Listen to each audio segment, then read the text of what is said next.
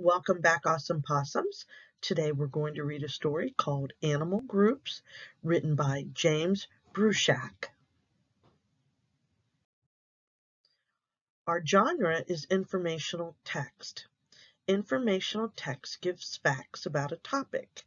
As you read, look for information and facts in the words and photos that show the real world.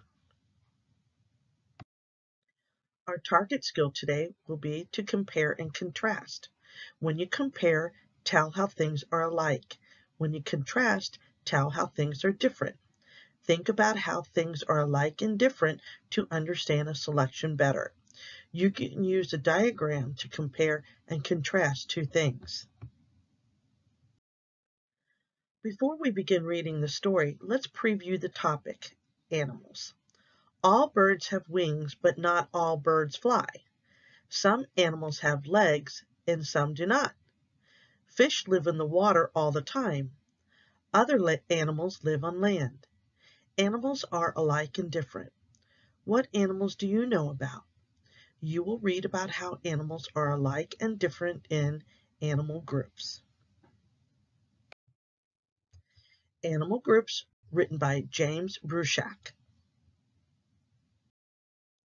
Let's take a look at 5 animal groups: fish, reptiles, amphibians, birds, and mammals. How are animals in a group the same?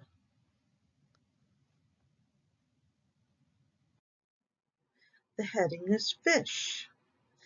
Fish must live in water. Fish have gills that help them breathe in water. Fish have fins and tails. Those help them swim. Let's look at the picture, boys and girls, and we can see the labels. This is a fish's fin. This is the gill and the mouth, the eyes, another fin, and of course the tail. Fish can be many shapes and sizes. Can you find a fish in this picture? Look carefully, boys and girls. Can you find the fish? Oh, I see it. It's right here. I see his eyes. He's camouflaged with all the coral. Reptiles. Reptiles can live on land. Some like to be in water. Reptiles have scales on their skin. Let's look at the picture and the labels. The label here are his legs, his eyes, his tail, and it has a close-up of a reptile's scales. Many reptiles hatch from eggs. Snakes cannot walk. They do not have legs. This snake slides its long body on the grass.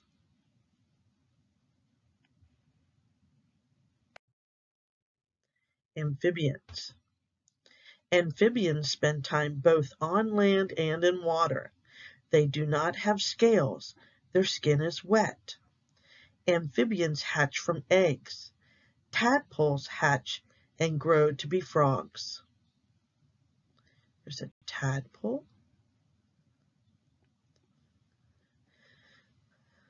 Looks like a frog.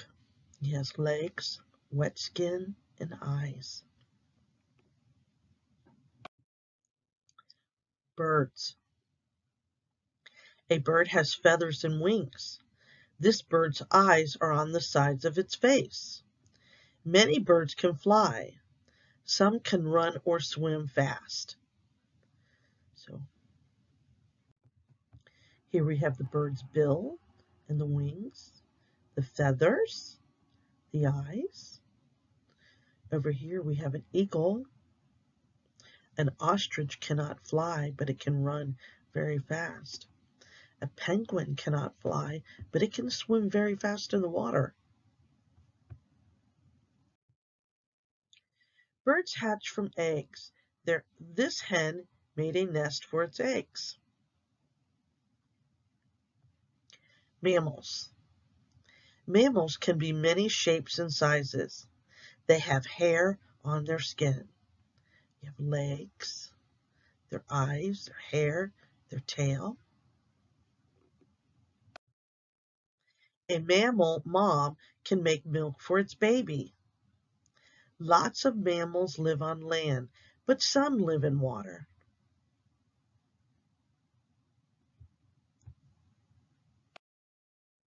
Did you know that you are a mammal too? You are a mammal, boys and girls. You have hair on your skin, and your mother could make milk for you when you were a baby. Let's talk about text and graphic features. Authors use special features to point out information. Headings are often at the top of the page and tell what part you are reading. Labels are words that give you more information about details in the pictures. The heading on page 168 is fish, right here. What is this part about? There are labels that give information. What do you learn about a fish's body? Well, if we look at page 168 and 169, right here, boys and girls, is the heading. All of these parts where the arrows are pointing to are the labels, and the labels are telling us the parts of the fish's body. So we can see where the mouth is, the eyes, the fins, the gill, another fin, a tail. Make sure, boys and girls, that when you're reading nonfiction information, that you read the headings and you look at the labels very carefully. Let's compare and contrast. In animal groups, you learned what makes animals in a group the same and different. Think about reptiles and amphibians. Compare the groups to tell how they are alike. Contrast the groups to tell how they are different. Use a diagram to compare and contrast. Over here we have reptiles, and here we have amphibians. Now let's go ahead and use this Venn diagram to compare and contrast. You can see the heading is amphibians. You can see the heading is reptiles. Here, everything is labeled.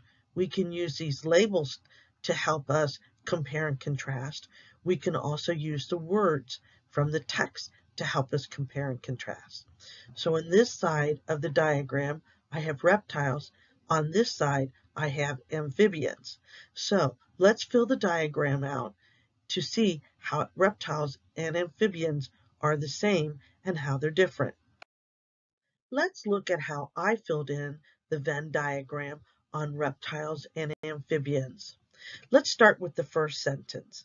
Amphibians can spend time on both land and in water. Over here for reptiles, it says reptiles can live on land. Some like to be in the water. So how they're the same is land and water.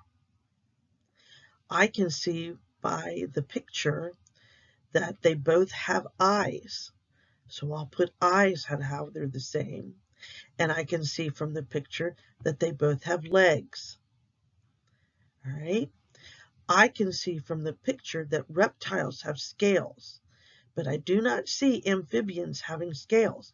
So I'll put scales on the reptile side, but I will not put scales on the amphibian side. I can also see that a reptile has a tail, but amphibians do not have a tail. So I'll put a tail over here on the reptile side. Now it says here, they do not have scales. Amphibians do not have scales, but their skin is wet. So I'll put wet skin over here. So this Venn diagram is filled out comparing and contrasting how reptiles and amphibians are the same and how they are different. I hope you enjoyed the story, boys and girls, and I hope you enjoyed learning about how to compare and contrast reptiles and amphibians. Don't forget to like this video and subscribe to my channel. New lessons are posted weekly. Work on your growth mindset and remember, all things are difficult before they get easy. Have a great day and come back and visit me real soon. Bye-bye.